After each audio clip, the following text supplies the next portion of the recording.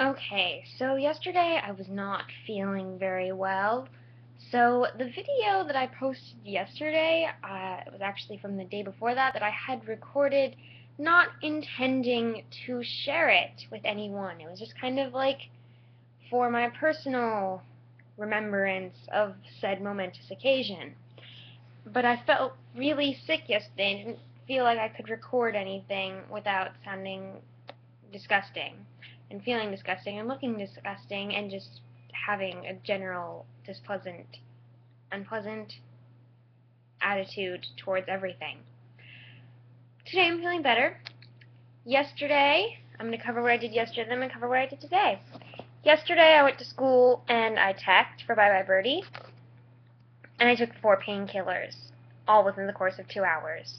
I'm pretty sure the first 2 I took were over 2 years that passed their expiration date, but I couldn't tell if it was just a bunch of random numbers or an expiration date, so I took them anyway, and they didn't cure the pain, and I waited 45 minutes, and they still didn't cure the pain, and then I waited like another 20, and then finally the director came up to me and she's like, "Are you feeling okay? You don't look so good." And I was like, "Just a lot of pain right now, not going away."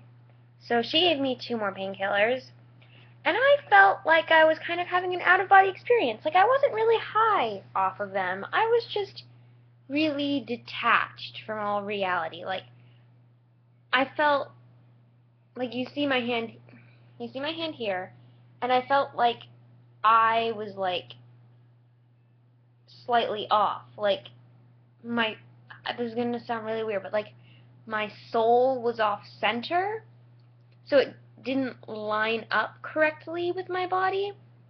So like here's my head, and just like a little bit over, so like a bit of my soul was like poking off, and it wasn't like enough that I felt like, whoa, floating around detached from all reality, I get a bird's eye view of what's going on.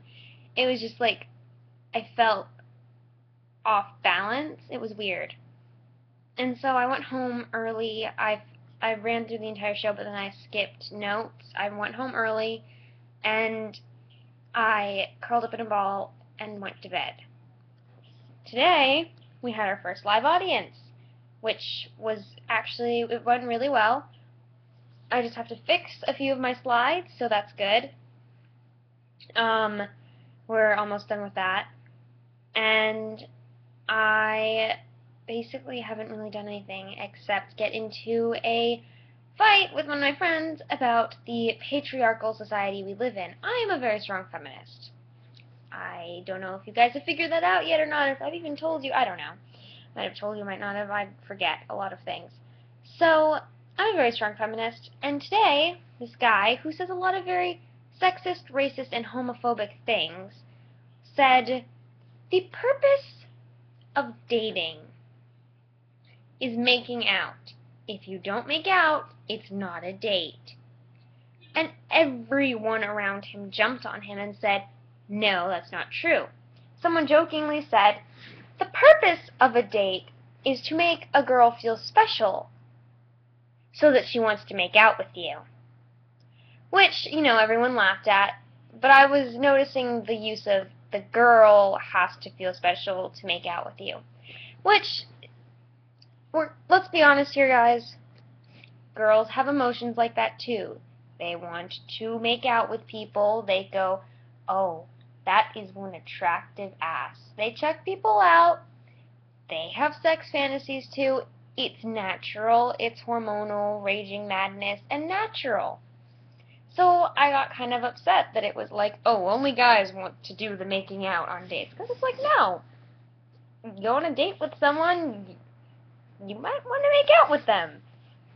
And so that was annoying. So I said, oh, well, let's not forget that sometimes girls want to make out, and so sometimes the purpose of a date can be to get a guy making a guy feel really special so that he'll want to make out with a girl. Like, just kind of like jokingly, but kind of trying to press it into their minds that this is not what we want society to believe, that only guys can get making out points or whatever. But then it escalated because people started trying to define what a date was, and that's where it got hairy.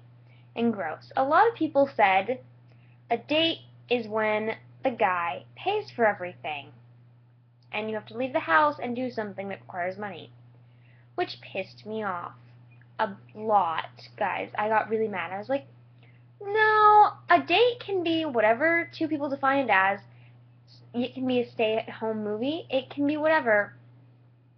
It can be going out. And it doesn't just have to be the guy paying for it. The girl can pay for it, or they can split the check. And everyone jumped down on my case and was like, no, no, no.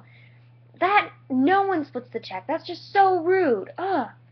Which, to my extent of knowledge, I believe that happens quite a bit in the real world. When two adults go out, they sometimes split the check because they can't afford, because people get broke really easily. So, you know, it was just like trying to define it, but then it got really bad. It was, someone told me that it will always be the guy paying for the date, and I said, well, I think what should happen is whoever asks the person out on the date should intend to pay for it, or they need to define ahead of time whether or not they're going to split the check. Or, if you're going to like dinner and a movie, one person can cover dinner and the other person can cover the movie. It's just common courtesy. It makes sense. It's still a date. That doesn't make it not a date. But then, oh my god, it's just so bad. Someone, one of my friends too, gave me such skewed facts. Now, she's been known for saying dumb things. I'm sorry if she ever sees this, but it's true. Sometimes she says some really dumb things. And this was no exception to that rule. She said, and I quote, when people go on dates, the guys have paid for it for hundreds of years. That's a fact, and it's not going to change. We could try and change it, but we're not going to. I'm sorry, dating, two people going out and having a good time and possibly kissing and scootily pooping and whatnot has only recently become accepted, and it's still a little iffy sometimes. If you wanted to go out on a date in the 18th century, you would have had to have a chaperone. Your suitor would have had to have gone and said, I would like to take said fair lady to the lake. And then you would have been chaperoned and followed and wouldn't have been able to do anything. That's not a date. That's like babysitting a couple. It's weird and awkward, and most of the time it was just an arranged marriage. You didn't get to date the person that you were going to end up marrying. You didn't get to go, I don't really like you that way. Let's just stay friends. It didn't work like that. And anyone who did what the equivalent to dating was back then, like, they're either really rich or they're a barmaid and they're looked down on because the barmaids were going all over the place. They were like, hey guys, and flirting with everyone. So, no, that's not true. But then, people went on to say that it's up to the females to change this idea. No, it's not. The guys can change it too. The guy can say, hey, you wanted to come here, you have to pay for it, because I can't. Not just that, but he can say, as they go for dinner, hey, do you want to split the check? Wow! It's just, first off, you're putting all these rules on the women. Second off, you're saying that if the women don't want the rules that you are placing on them, they have to be productive to change it. But they can't because you're telling them that these rules have to be there. So they're stuck. And it's very demeaning. People went on to say that the guy wants to chase the girl and it's in his DNA to have to pay for the dinner. No, it's not. I think he will survive if he doesn't have to pay. I think his wallet will be really happy if he doesn't have to pay. Just freaking annoys me. I'm sorry, this video is really long. I'm just really passionate about the subject, and I'm really angry at the fact that I go to school with a bunch of idiots, apparently. a bunch of people who are falling into our patriarchal society norms. It's disappointing. So that was how my night ended. I hope you guys had a better night. I hope you guys respect the feminism cause. Good night.